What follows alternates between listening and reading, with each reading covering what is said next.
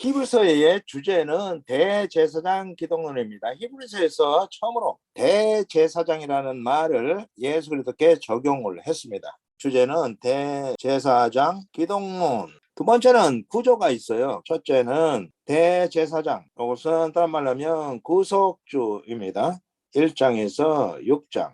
두 번째 구조는 새 언약 성취, 구속 방식, 십자가로 새 언약을 성취하신 것이죠. 7장에서 10장. 세 번째는 삶의 원리, 이것이 11장에서 13장까지 이런 구조를 가지고 있습니다.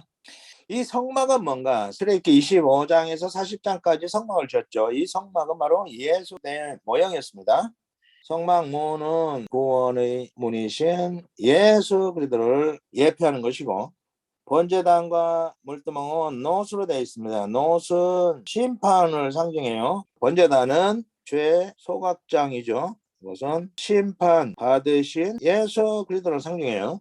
세 번째 물두멍이 있어요. 이것은 성결케 하시는 예수 그리스도시고, 그리고 떡상이 있죠. 생명의 떡이신 예수 그리스도를 상징하고요.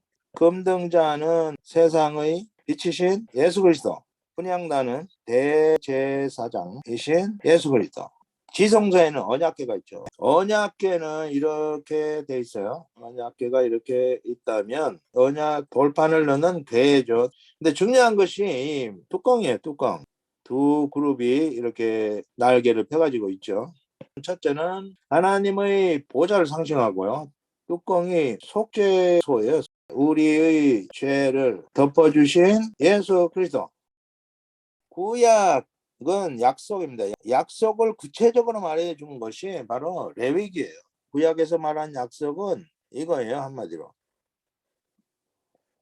좀 그림은 좀 괜찮지만 구약에서는 이 어린 양으로 표현해 준 것이죠. 여기다가 이제 안수를 하죠. 안수. 그럼 이 어린 양이 이 히브리서에서는 예수 그리스도로 성취가 된 거예요. 성취. 이것은 단순히 레위기에서 끝나는 말이 아니고 예수님이 오시고 예루살렘 성전이 디도에 의해서 파괴될 때까지 1500년간을 성전에서 성전 제사를 드린 거예요. 구약 유대교는 바로 이 성전 제사예요. 이것이 다른 말로 하면 율법입니다. 그런데 이 성전 제사는 예수 그리스도의 그림자였죠. 예수 그리스도는 실체가 되는 거죠. 구약의 그림자 율법은 예술단에서 이루어진 복음이 되는 것입니다. 구약에서 제사를 드릴 때 이 모든 제사는 뭐를 목표로 하느냐? 죄사함이 목표예요. 이 죄사함을 이루기 위해서 짐승 제사를 드리도록 했는데 이것은 그냥 그림자였어요. 첫째, 안수를 합니다. 이 안수는 뭐냐? 죄전과 예식이죠. 플러스 연합입니다. 연합. 안수를 하고 나면 짐승과 드린 사람이 하나가 되는 거예요. 안수하고 나서 뭐합니까? 두 번째가 심판이에요. 짐승을 죽여. 하나님께서 이 죄값으로 심판하신 것을 상징을 하는 거죠. 안수와 죽이는 것은 죄를 지은 사람이 합니다. 그러면 그 죽은 고기와 피를 가지고 제사장의 번제단에서 번제를 드리게 되는 거죠. 번제를 드리고 나서 피 바르기, 이것은 심판이 정상적으로 이루어졌다 하는 보고를 하는 거예요. 이것이 구약에 주신 율법이에요. 신약에서는 어떻게 이루어졌는가? 세례가 바로 죄전과 예식, 인류의 죄를 세례 받으실 때 전가 받으신 거예요. 예수 그리스도께서. 짐승이 죽는 이 심판은 예수 그리스도의 십자가죠. 십자가에서 우리의 죄를 대신 형벌 받으신 거예요. 형벌. 죄 전가 받을 때 하나님과 연합이 이루어졌기 때문에 우리도 함께 심판받은 것으로 하나님은 인정을 해주신 거예요. 그 다음에 피 바르기, 하나님께 보고는 어떻게 했는가? 이것은 복음서에는 나오지 않죠. 이것이 히브리서가 제공하는 복음의 비밀입니다. 하나님께 상하신 몸을 보이심으로, 승천하신 예수님께서 아버지의 면전에서 그의 상하신 몸을 보이심으로 십자가에서 죄값을 갚았다 하는 것을 이제 아버지께 보고를 한 것입니다. 아버지께서 성령을 보내신 것은 속죄 제사가 완결되었다는 증거예요. 그리고 더 중요한 것이 성령의 내주. 죄가 있으면 하나님께서 우리와 함께 하실 수가 없죠. 그런데 성령께서 내주하셨다. 이것은 뭐냐면 죄가 없다 하는 증거. 그래서 이제는 하나님과 우리가 한 몸이 되게 된 것이죠. 그래서 이제 예수 그리스도의 몸 세우기 그리고 이제 예수님의 재림으로 모든 악을 제거하시고 그리고 신부들과 대대적인 혼인잔치를 하고 하나님 나라 상속을 하는 것입니다. 이 하나님 나라 상속이 중요한 내용이 되겠는데 하나님의 면전에서 살 생존권과 세세토록 왕노릇하는 특권을 받게 된 것입니다. 초림 예수는 뭐하러 왔느냐? 신부 구하러 온 것이에요. 그의 능력을 보여주심으로 신부를 구하시고 그리고 재림 예수는 어린 양의 혼인잔치 에서 혼인잔치를 통해서 이제 하나님의 영광의 얼굴빛 앞에서 세세토록 왕노릇할 수 있는 그 어마어마한 축복을 누리게 되는 것이죠. 구약을 짐승제사로 표현한 거야. 레위기를 짜면 짐승 피가, 히브리서를 짜면 예수 피가 나오는 거죠. 히브리서는 바로 대제사장이면서 그의 몸으로 하나님 앞에서 속죄 제사를 완료했다. 레위기는 약속이고 히브리서는 약속의 성취다. 히브리서를 쓴 이유는 뭐냐면 유대인들이 대대적으로 대결을 하는 거예요. 그래서 그것을 막기 위해서 썼습니다. 그리고 구약의 성전, 제사장, 제물 이런 것들은 예수 그리스도의 모형이었다. 구약의 율법은 복음으로 성취가 되었다 하는 것이에요. 예수 그리스도는 누구냐? 아론 제사장이 아니라 멜기세덱 반처의 아들 제사장이 짐승제물이 아니라 아들의 몸으로 땅의 성소가 아니라 하늘 성소 하나님의 얼굴 앞에서 불완전하여 반복적인 제사가 아니라 단번에 완전하고 영원한 속죄 제사로 예언학 율법이 아니라 완전한 새 언약 복음으로 굳게 닫혀있는 휘장을 찢으시고 하나님 보좌 앞으로 나가는 새로운 살 길을 여셨다 하는 것이 아주 핵심적인 내용이 되겠습니다. 첫 번째 코스는 대제사장 그분의 정체성, 그분이 도대체 누구시냐. 첫 번째 1장에서는 선지자 천사보다 우월하신 아들에 대해서 말씀해 주고 있어요. 구약은 선지자들을 통해서 아들에 관해 말씀해 주신 것이 구약 성경입니다. 이 아들이라는 것은 구원자죠. 다른 말로 하면 메시아. 이 메시아가 오셔서 너희를 구원할 것이다 하는 것이 구약의 내용이 되겠습니다. 신약에서는 예수 그리스도께서 오셨다. 그분이 오셨다는 거죠. 그래서 구약을 붙잡고 있는 너희들 잘못 오해하는 것이다. 구약에서 말씀하신 그분이 지금 오셨다. 그분이 바로 예수 그리스도시다 라고 말씀을 하면서 출발을 하는 것입니다. 그러면서 그분은 누구냐? 신부 정체성을 1장에서 말씀해주고 있는데 첫 번째는 창조자시다. 그분이 우주 만물을 창조하신 분이시다. 말씀 창조를 말씀하고 있어요. 두 번째, 그분은 하나님의 영광의 광채시다. 성부 하나님은 예수 그리스도를 통해 자기를 계시하십니다. 성자께서 성부를 소개하십니다. 그리고 성부와 성자는 성령께서 증거를 해주시죠. 그래서 성령은 아버지의 영, 아들의 영, 예수의 영, 그리스도의 영, 자신을 증거하지 않고 아버지와 아들을 증거하시는 분이 바로 성령이십니다. 하나님의 형상은 인프린트, 색이다. 이것은 똑같다는 것이죠. 아들과 아버지는 같다. 우주 만물의 운행자라고 말씀해 주겠어요. 하나님께서 우주 만물을 말씀을 창조하셨을 뿐 아니라 우주 만물을 그의 말씀으로 붙드시고 통치하시고 다섯 번째는 죄 정결. 예수 그리스도께서 이 땅에 오신 목적은 피의보혜사. 피가 없이는 제사함이 없죠. 그래서 예수님께서 피 흘리심으로 십자가 보혈로 우리를 정결케 하시기 위해서 오셨다. 여섯 번째는 영원한 대제사장. 이것이 승천의 복입니다. 하나님 우편보좌로 복귀하신 예수님은 지금도 성부 하나님 우편에서 중보하고 계시다는 것이죠. 대제사장 사명을 지금도 수행 중이시다. 예수님은 하나님의 아들이시고 경배받을 자이시고 영원한 왕이시고 최후 승리자라고 말씀해주고 있습니다. 2장은 구원의 창시자라고 말씀해주고 있어요. 이 창시자라는 말이 아르케고스인데 아르케고스라는 말은 창시자, 선봉자, 개척자 이런 말입니다. 구원의 선봉자, 그분이 바로 예수 그리스도라고 말씀해주고 있어요. 창세로부터 사망한 자가 새 생명을 얻고 부활한 적이 없습니다. 예수 그리스도가 바로 창시자예요. 그래서 그것을 그림으로 이렇게 한번 보면 배가 바다에 떠 있는데 힘으로 나는 거예요. 그러면 다 죽는 거죠. 이렇게 육지가 멀리 있는데 나무도 있고.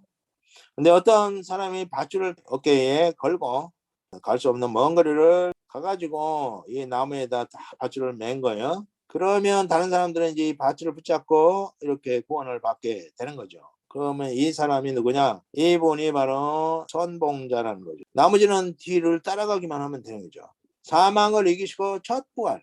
창세로부터 처음으로 사망에서 생명으로 옮겨진 구원의 창시자이신 예수 그리스도의 뒤를 따라서 우리도 구원에 이르게 되는 것이죠. 그래서 예수님은 누구신가? 구원을 여신 분, 구원의 창시자가 된다고 말씀해 주고 있어요.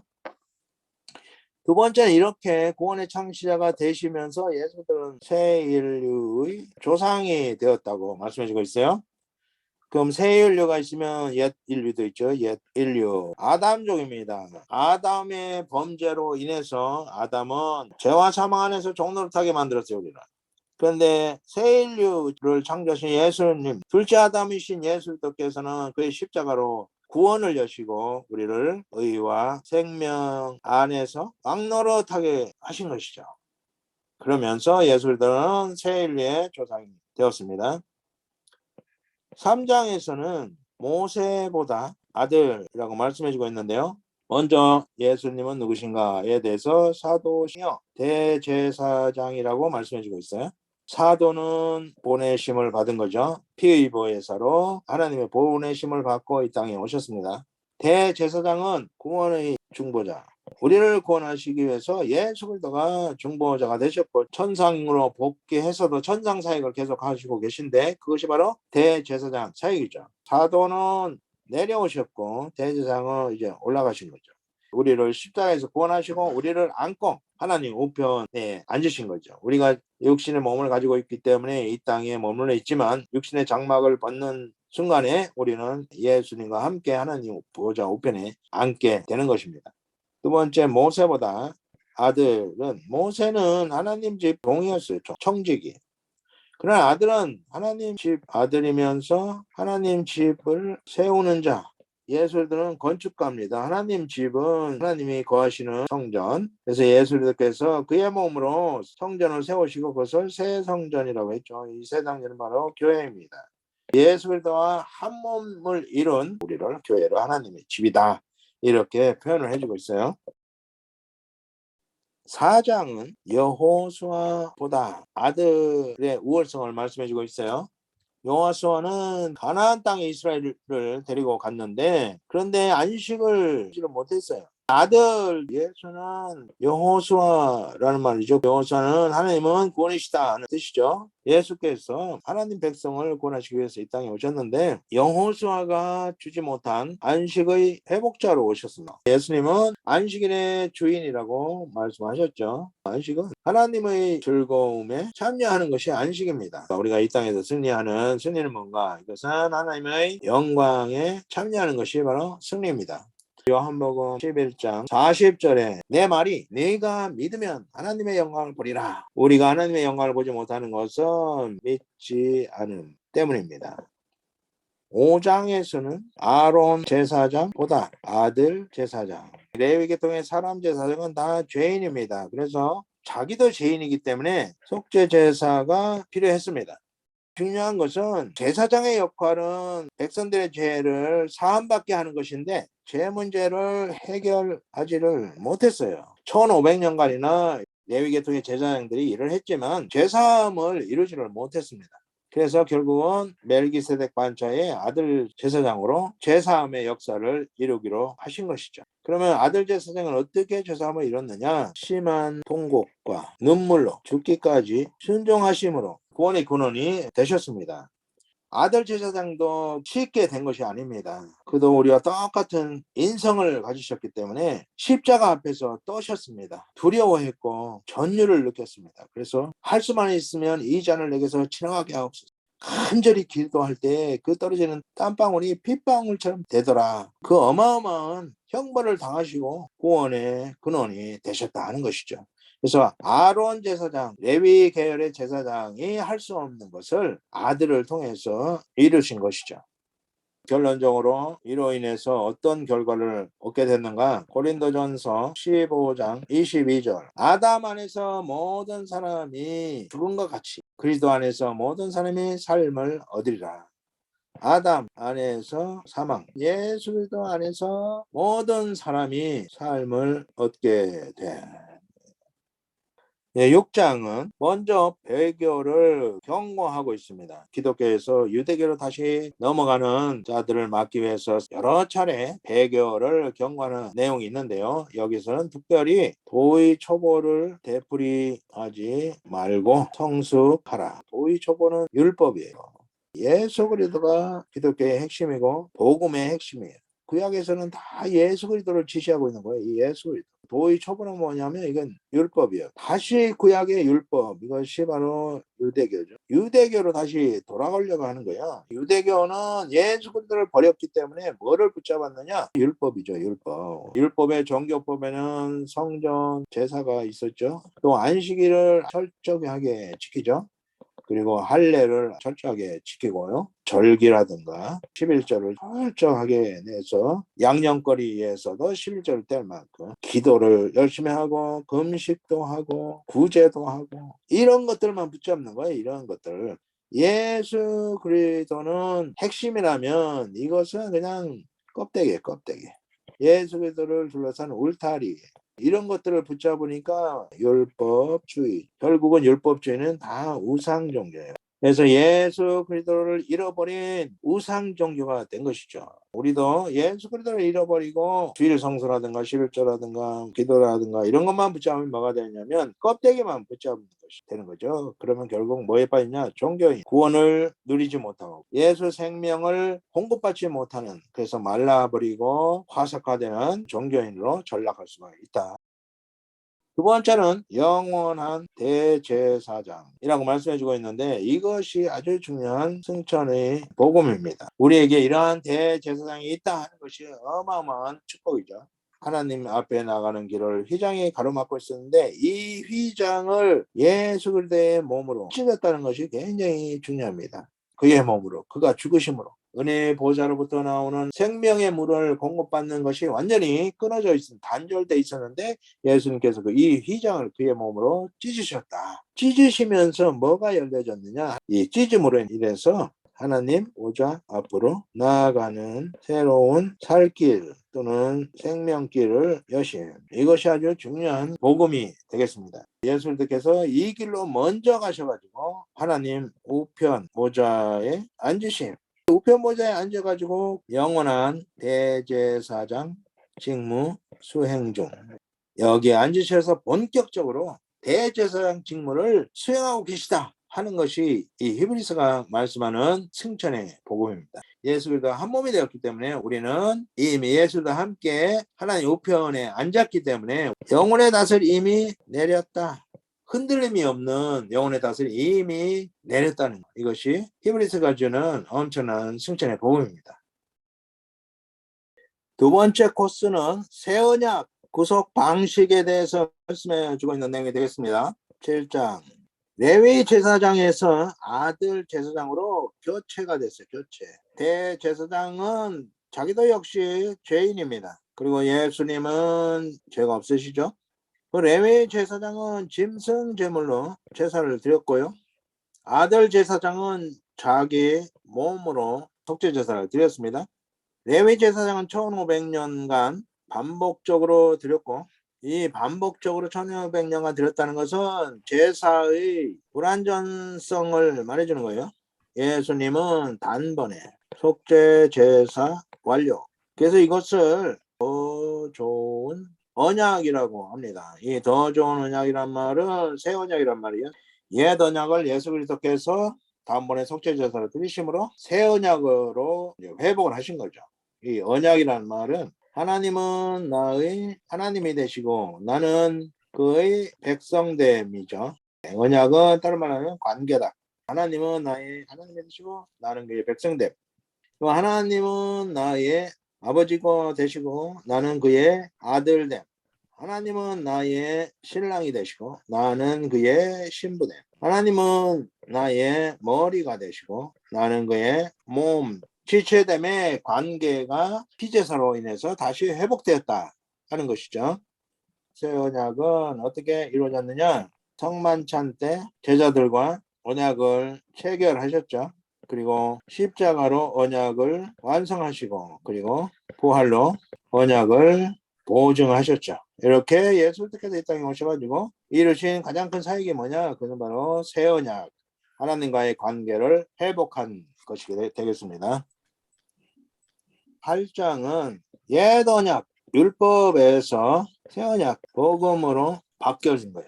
옛 언약 율법은 첫째는 지킬 수 없는 것이었어. 두 번째는 속죄 기능을 감당할 수가 없었습니다. 새 언약은 언약 회복이죠. 새 언약은 단번에 율법의 모든 요를 충족하고 완성하십니다.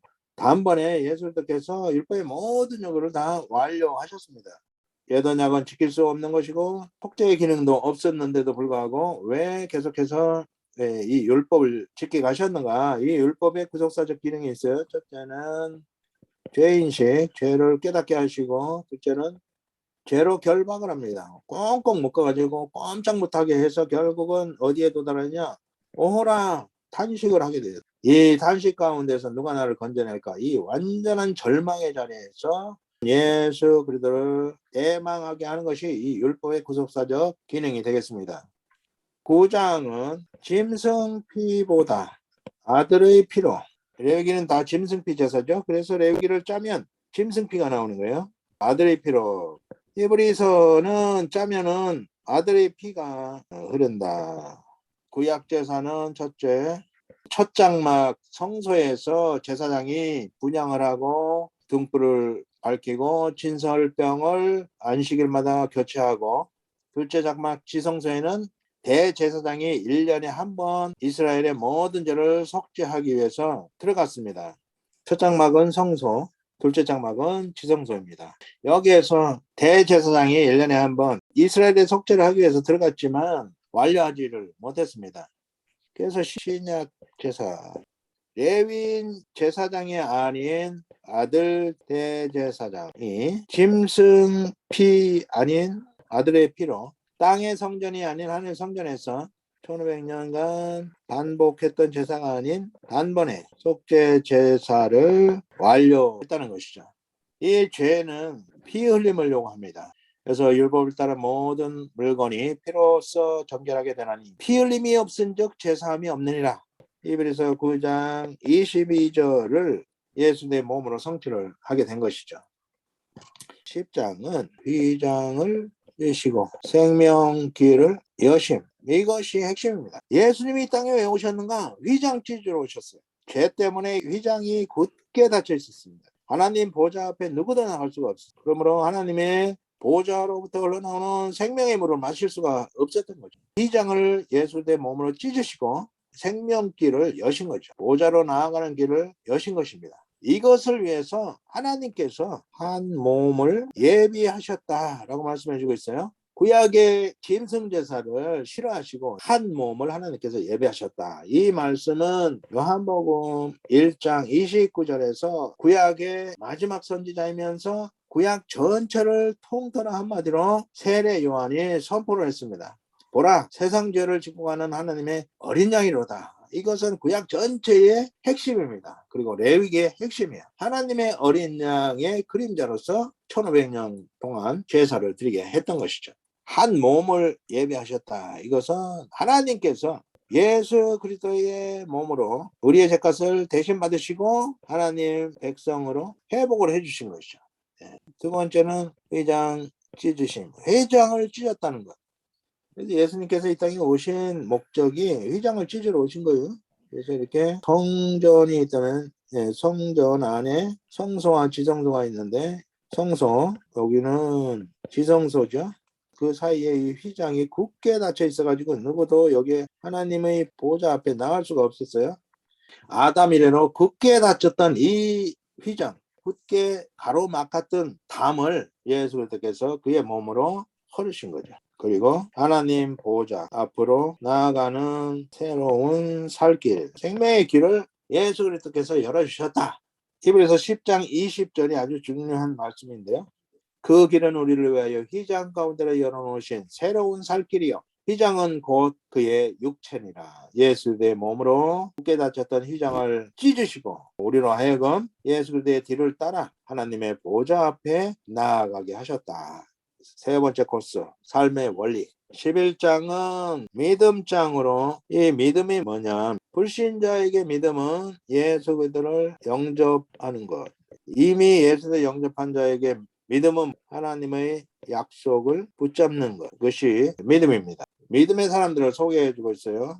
첫 번째, 원역사 시대에 아벨, 에녹, 노아를 소개하고 있죠.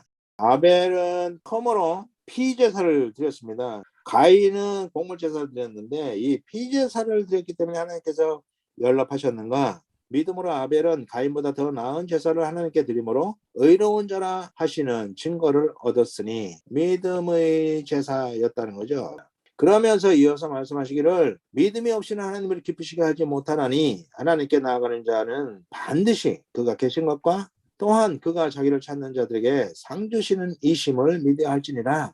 하나님과의 관계는 믿음의 관계, 믿음으로 맺어진 관계입니다. 그래서 믿음이 없이는 우리의 제사를, 예배를 하나님께서 받지 않으신다. 족장시대 아브라함, 이삭, 야곱, 요셉의 믿음이 기록되어 있는데 특별히 아브라함은 이삭 번째, 아브라함이 믿음이 있었기 때문에 순종, 이것은 믿음의 극치를 보여준 사건이죠. 특별히 야곱은 그 아들에게 축복할 때 가나안 땅을 이미 얻은 것처럼 선취적 사건이라고 합니다. 야곱이 정복전쟁을 통해서 가나안 땅을 얻은 것으로, 그래서 그 가나안 땅을 아들들에게 분배해 주는 것으로 이렇게 말씀을 하고 있어요. 이것이 바로 믿음 안에서 가능한 것이었죠. 출애굽 이후 시대 모세라든가 여호수아, 기생, 라합, 많은 이들의 믿음을 소개해 주고 있습니다. 12장, 이것은 소망장입니다. 우리의 소망은 주관하기. 12장 2절에 보면 믿음의 주요 온전케 하시는 이 예수를 바라보자. 그는 그 앞에 있는 기쁨을 위하여 십자가를 참으사 부끄러움을 개의치 아니하시더니 하나님 보좌 우편에 앉으셨느니라. 예수 그리스도께 집중하는 사람은 이미만 천국을 경험하게 됩니다. 두 번째는 징계에 대해서 말씀해 주고 있어요. 징계가 뭐냐? 징계의 목적은 정것 같은 믿음을 소유하도록 주시는 것이다. 욥의 고난이라든가 사도 바울의 고난이라든가 이것들의 결국은 정 같은 믿음을 소유하게 된 것을 볼 수가 있습니다. 징계는 그래서 하나님의 사랑의 증거가 되는 것이죠. 13장은 사랑장, 요한복음 13장 34절에 새 계명으로 예수님께서 주신 것이죠. 형제 사랑의 그 길을 계속하고 손대접하기를 잊지 말라. 형제 사랑을 계속하는 것은 새 계명을 지키는 것이 되겠고, 손대접을 하는 것은 서로 사랑하라는 말씀을 실천하는 것이 되겠습니다.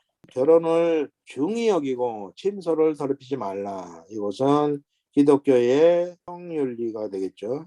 그리고 자족에 대해서 말씀하고 있어요. 돈을 사랑하지 말고 있는 바를 족한 줄로 알라. 자족이 없으면 늘 목마른 자로 사는 거죠. 그리고 하나님의 보호하심에 대해서 말씀해주고 있는데, 주는 나를 돕는 이시니 사람이 내게 어찌하리. 하나님은 우리를 눈동자같이 보살피고 보호하고 계십니다. 독생자의 피값으로 우리를 사셨기 때문에 소중한 존재가 되는 것이죠. 그럼 마지막으로 영문 밖으로 나가자. 이 영문 밖은 예수 그리스도께서 십자가를 치신 것이죠. 그런즉 우리도 자기 십자가를 지는 것이 되겠습니다. 골로새서 1장 24절에 보면 사도 바울이 고백하고 있는데, 그의 몸된 교회를 위해서 예수 그리스도의 남은 고난을 내 육체에 채우노라. 이것은 예수 그리스도께서 우리에게 주신 지상 명령인 선교 사명이라고 볼 수가 있겠습니다. 이 선교가 굉장히 어려운 거죠. 마지막으로 기도를 요청하고 그리고 축도로 히브리서를 마치고 있습니다.